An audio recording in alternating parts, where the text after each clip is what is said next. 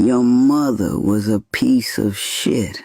And so was her mother, and her mother's mother, not because they were born evil, because pain kept getting passed around the family like a loaded needle nobody wanted to drop. One woman swallowed her voice to survive. The next one sharpened hers into a weapon. One learned love meant fear. The next learned silence was safer than screaming. One got touched in ways that shattered something sacred inside her, and nobody came. Nobody protected her. Nobody believed her.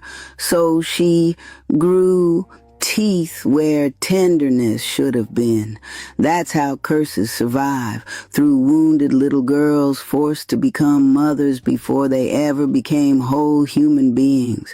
You inherited a nervous system trained for war, a bloodline of slammed doors, cold eyes, manipulation disguised as protection, guilt passed off as love, affection with strings tied around its throat, and the scariest part, pain like that becomes addictive.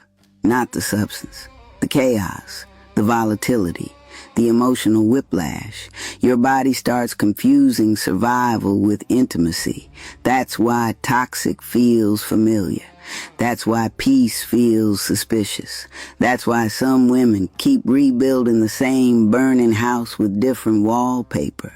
But then there's you, the woman who looked at generations of emotional carnage and said, "This shit dies with me." Do you understand how rare that is? You are the first woman in your bloodline willing to sit in the fire without handing the flames to your children. You're the interruption, the mutation, the ancestor they prayed for while bleeding into the floorboards. And nobody talks about how brutal that responsibility actually is. Healing is grieving parents who are still alive. Healing is learning how to mother yourself while raising children. Healing is choking on memories while trying not to become one.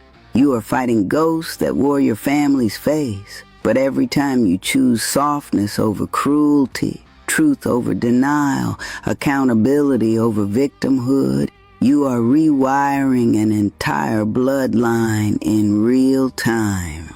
One day your daughter will speak to herself gently because of a war you fought nobody saw.